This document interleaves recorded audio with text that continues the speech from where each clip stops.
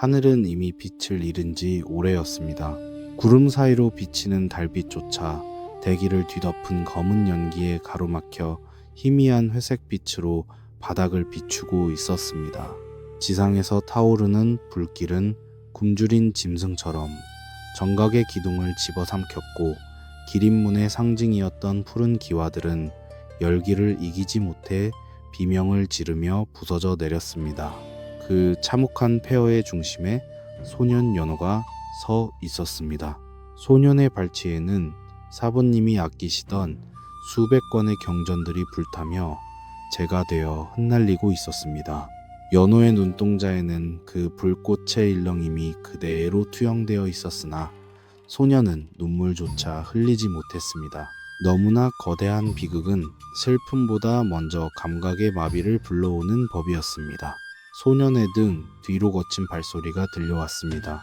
사신당의 선봉을 맡은 청룡당의 무사들이었습니다.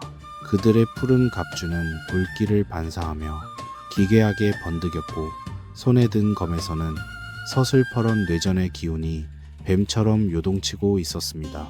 그들은 무너진 담장 너머로 도망치는 제자들을 향해 무자비하게 병장기를 휘둘렀습니다. 연호는 부러진 목검의 자루를 손이 하얗게 질릴 정도로 움켜쥐었습니다. 소년의 머릿속에는 오직 사부님의 마지막 목소리만이 맴돌았습니다. 살아남아야 한다는 무언의 유언이 가슴을 후벼 팠습니다. 어떠한 일이 있어도 살아남아 기린의 의지를 이어야 한다는 사명감이 소년의 전신을 휘감았습니다. 사부님은 피로 물든 가사 자락을 휘날리며 홀로 수십 명의 적을 막아서던 그 순간에도 연호를 향해 자애로운 미소를 짓고 계셨습니다. 소년은 본능적으로 몸을 낮추어 타오르는 화염 사이로 몸을 숨겼습니다. 뜨거운 열기가 폐부 깊숙이 밀려들어와 숨이 막힐 듯했지만 연호는 입술을 깨물며 고통을 참아냈습니다. 저 멀리 대전 앞마당에서는 주작당의 무사들이 붉은 불꽃의 장풍을 쏘아 올리며 남은 정각들을 무너뜨리고 있었습니다. 그들의 웃음소리는 화염이 내는 괴성과 뒤섞여 지옥의 소음처럼 들려왔습니다. 불과 몇 달 전만 하더라도 이곳은 세상에서 가장 평화로운 낙원이었습니다. 기린문의 산새는 수려했고, 아침마다 피어오르는 물안개는 신선들이 머무는 처소처럼 신비로웠습니다. 연호는 매일 새벽 가장 먼저 일어나 폭포 아래의 차가운 바위 위에 앉아 명상에 잠기곤 했습니다. 사부님은 항상 그 곁에서 인자한 눈빛으로 소년을 지켜보셨습니다. 진정한 무도는 상대를 굴복시키는 것이 아니라 만물과 조화를 이루는 것이라고 사부님은 가르치셨습니다. 소년은 그 말씀을 이해하기 위해 수천 번이고 수만 번이고 기초 보법을 밟았습니다. 발바닥이 짓무르고 다리에 경련이 일어나도 소년은 멈추지 않았습니다. 숲속의 나무들이 바람에 흔들리는 소리와 계곡물이 바위에 부딪히는 소리에 귀를 기울이며 연호는 자신의 내면에 잠재된 기운을 다스리는 법을 배웠습니다. 여름이 깊어갈 무렵 기린문의 앞마당에는 이름 모를 들꽃들이 만발했습니다. 연호는 동료들과 함께 그 꽃밭 사이를 뛰놀며 장난을 치기도 했습니다. 기린문의 제자들은 서로를 시기하거나 질투하지 않았습니다. 모두가 사부님의 가르침 아래 하나의 가족처럼 지냈습니다. 점심때가 되면 부엌에서 풍겨오는 구수한 밥 냄새가 온 산에 퍼졌고, 제자들은 땀을 닦으며 환한 웃음을 지었습니다. 하지만 그 평화로운 풍경 너머로 사신당의 어두운 그림자가 조금씩 드리워지고 있었습니다. 동방의 청룡당주가 주변 문파들을 복속시키며 세력을 확장하고 있다는 소문이 장터에서부터 들려오기 시작했습니다. 사부님은 그 소식을 들으실 때마다 조용히 찻잔을 내려놓으시며 산 아래를 내려다보셨습니다. 가을이 찾아오자 단풍은 유난히 붉게 물들었습니다. 마치 다가올 피의 세례를 예견하기라도 한듯산 전체가 불타는 것처럼 보였습니다. 대청마루에 홀로 앉아 그 불타는 듯한 붉은 산을 바라보시던 사부님의 눈빛에는 깊은 근심이 서려 있었습니다. 사부님은 연호를 불러 깊은 사당 안으로 데려가셨습니다. 그곳에는 기린문의 조상들이 남긴 고대 벽화들이 그려져 있었습니다. 벽화 속의 기린은 네 마리의 신수 사이에서 황금빛 빛을 발하며 세상을 중재하고 있었습니다. 사부님은 소년의 손을 잡으시며 이 땅의 균형이 무너지려 하고 있다고 설명하셨습니다. 네 가지 원소의 힘이 폭주하기 시작하면 오직 중앙의 힘만이 이를 잠재울 수 있다는 옛 예언을 들려주셨습니다. 연호는 그때 사부님의 손에서 느껴지던 미세한 떨림을 잊을 수 없었습니다. 그것은 죽음에 대한 공포가 아니라 소중한 제자들을 지켜내지 못할까봐 걱정하는 거대한 자애로움이었습니다. 사신당의 압박은 날이 갈수록 거세졌습니다. 기린문의 정문에는 하루가 멀다고 협박의 편지들이 날아들었습니다. 그들은 기린문이 수호해온 중앙의 땅과 고대 유물을 내놓으라고 압박해 왔습니다. 사부님은 그들의 요구에 응하지 않았습니다. 욕심은 한번 채워지면 더 큰 탐욕을 부르는 법이며 도의가 없는 무력은 결국 세상을 파멸로 몰고 갈 것이라고 사부님은 단호히 거절하셨습니다. 하지만 기린문 내부에서도 불안의 씨앗은 자라나고 있었습니다. 사부님의 가장 큰 신뢰를 받던 장문 사숙의 표정이 나날이 어두워져 갔습니다. 그는 강한 자에게 머리를 숙여야만 문파가 생존할 수 있다고 주장했습니다. 사부님과의 의견 대립은 깊어졌고 사숙은 밤마다 혼자 술을 마시며 사당 뒤편을 서성였습니다. 어느 날 밤 연호는 잠을 이루지 못하고 밖으로 나왔습니다. 달빛조차 구름에 숨어 주변은 칠흑같이 어두웠습니다. 소녀는 우연히 사당 뒷길에서 장문 사숙이 낯선 인물들과 은밀히 대화하는 모습을 보았습니다. 상대방은 주작당의 상징인 붉은 깃털 장식을 머리에 달고 있었습니다. 사숙은 기린문의 방어 진식과 비밀 통로가 그려진 지도를 그들에게 건네고 있었습니다. 소녀는 경악하여 숨을 멈추었으나 바닥에 낙엽을 밟는 소리를 내고 말았습니다. 적들의 시선이 연호를 향했고 소녀는 필사적으로 산 아래로 달렸습니다. 가슴이 터질 듯이 뛰었고 등 뒤에서는 날카로운 화살들이 숲의 공기를 가르며 날아왔습니다. 간신히 사부님의 처소에 도착한 연호는 이 사실을 알렸으나 이미 상황은 돌이킬 수 없었습니다. 배신의 밤은 그렇게 시작되었습니다. 사숙이 열어준 뒷문을 통해 사신당의 정예 고수들이 소리 없이 잠입했습니다. 평화롭게 잠들어 있던 제자들은 비명조차 지르지 못한 채 싸늘한 주검이 되었습니다. 청룡당의 뇌전이 사당의 지붕을 강타하며 불길이 솟구쳤고 백호당의 무사들이 괴성을 지르며 정각을 부수어 나갔습니다. 연호는 사부님의 방 안에서 덜덜 떨며 칼을 쥐고 있었습니다. 사부님은 평소처럼 고요한 모습으로 옷깃을 정리하시더니 소년의 머리를 쓰다듬어 주셨습니다. 그리고 품속에서 낡은 청동 열쇠 하나를 꺼내 연호의 손에 쥐어주셨습니다. 이것을 가지고 귀곡의 가장 깊은 곳으로 가라는 사부님의 눈빛은 흔들림이 없었습니다. 그곳에서 진정한 운명을 마주하게 될 것이라는 무언의 신뢰가 소년의 가슴에 새겨졌습니다. 사부님은 처소의 문을 열고 밖으로 나가셨습니다. 그곳에는 이미 수백 명의 적이 포위망을 좁혀오고 있었습니다.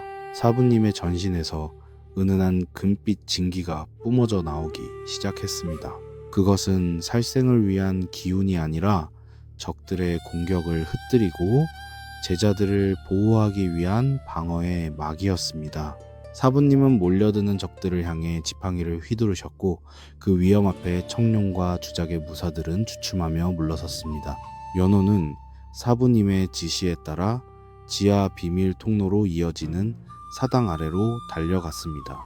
뒤를 돌아보고 싶은 마음이 간절했지만 소녀는 눈물을 머금고 앞을 향해 나아갔습니다. 등 뒤에서는 사부님의 거대한 기운이 적들의 폭발적인 공격과 부딪히며 내는 굉음이 끊임없이 들려왔습니다. 지하 통로로 들어가는 찰나 연호는 마지막으로 사부님의 모습을 보았습니다. 사부님은 이미 수십 개의 창검에 둘러싸여 계셨으나 그분의 눈빛은 여전히 연호를 향해 평온하게 빛나고 있었습니다. 뒤를 보지 말고 오직 앞을 향해 나아가라는 사부님의 마지막 몸짓을 보며 소녀는 울부짖으며 돌문을 닫았습니다. 육중한 돌덩이가 맞물리는 소리와 함께 지상의 모든 소음은 단절되었습니다. 어둠만이 가득한 통로 속에서 연호는 미친 듯이 아래로 달렸습니다. 넘어지고 깨지고 부딪히면서도 소녀는 멈추지 않았습니다. 사부님의 희생을 헛되게 할 수 없다는 일념만이 소년을 움직이게 했습니다. 산맥을 뒤흔드는 진동이 지하 통로까지 전해졌고 소년은 가문이 완전히 무너졌음을 직감하며 가슴을 쥐어뜯었습니다. 지상의 정각들은 이제 형체를 알아볼 수 없을 정도로 파괴되었습니다. 아름답던 연못은 붉은 피로 물들었고 제자들의 시신이 낙엽처럼 쌓여갔습니다.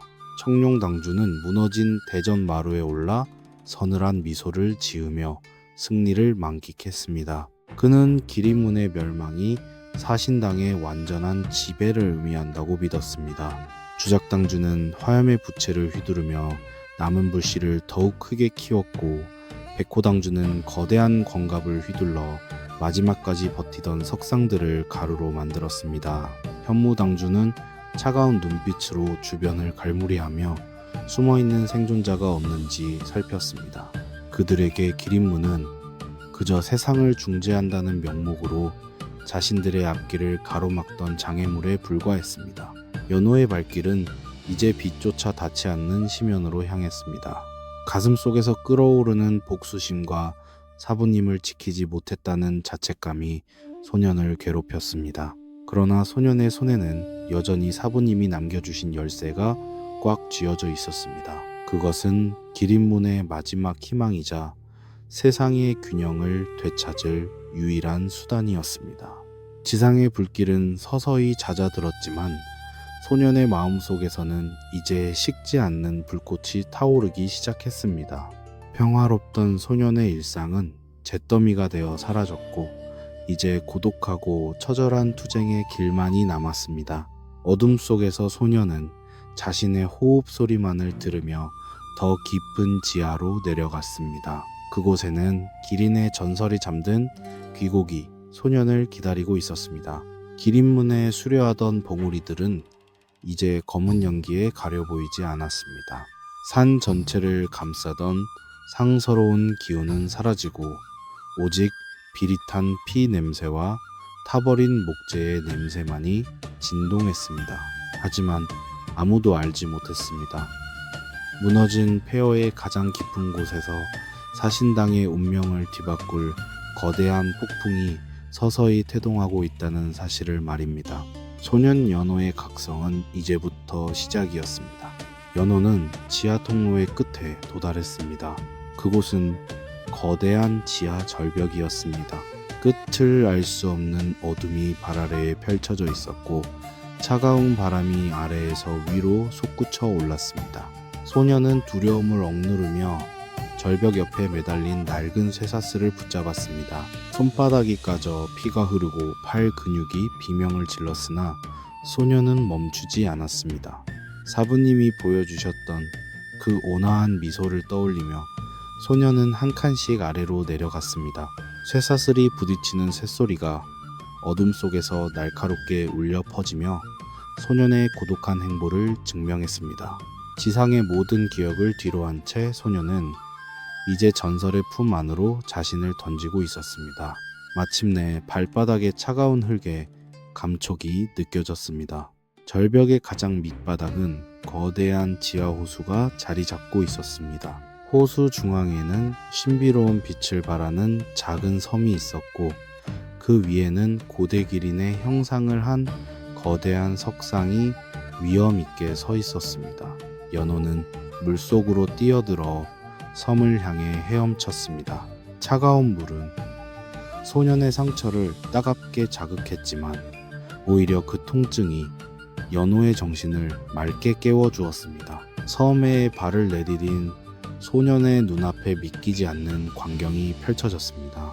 석상의 발치에는 눈부신 황금빛을 내뿜는 한 자루의 창이 대지에 깊숙이 박혀 있었습니다. 그것은 전설로만 전해지던 기린 황금극이었습니다. 창대는 정교하게 세공된 황금으로 이루어져 있었고 창날은 투명한 황옥으로 만들어져 내부의 진기가 소용 돌이치는 것을 육안으로 확인할 수 있었습니다. 연호는 홀린 듯 자리에서 일어나 창을 향해 다가갔습니다. 소년이 창대에 손을 가져다 대는 순간 지하 동굴 전체가 진동하기 시작했습니다. 호수의 물결이 요동치고 천장에서는 흙먼지가 떨어져 내렸습니다. 창을 통해 흘러들어온 거대한 기운은 소년의 가냘픈 신체를 폭풍처럼 휘감았습니다. 그것은 인간의 힘으로는 감당하기 어려운 신격의 위험이었습니다. 소년의 좁았던 혈도는 폭포수처럼 밀려드는 황금빛 진기에 의해 하나씩 강제로 열리기 시작했습니다. 연호는 극심한 고통에 몸부림치며 비명을 질렀습니다. 뼛속까지 타들어가는 듯한 열기가 전신을 휩쓸었고 소년의 평범했던 내공은 기린의 진기와 충돌하며 소멸해 갔습니다. 그 빈자리를 채우는 것은 찬란하고도 묵직한 오방의 주인만이 가질 수 있는 절대적인 위압감이었습니다. 소년의 피부 위로 금빛 문양들이 새겨지기 시작했습니다. 등 뒤에는 기린의 갈 길을 형상화한 인장이 붉게 달아오르며 각성했음을 선포했습니다. 연호는 고통 속에서도 창대를 놓지 않았습니다. 오히려 그 창대의 의지에 몸을 일으키려 애썼습니다. 각성이 정점에 달하자 소년의 눈동자는 깊은 황금색으로 물들었고 머리카락은 마치 신수의 갈기처럼 은은한 금빛을 띠며 휘날렸습니다. 지하 동굴 전체가 소년의 기운에 공명하며 무너질 듯 진동했습니다. 마침내 고통이 잦아들고 정적이 찾아왔습니다.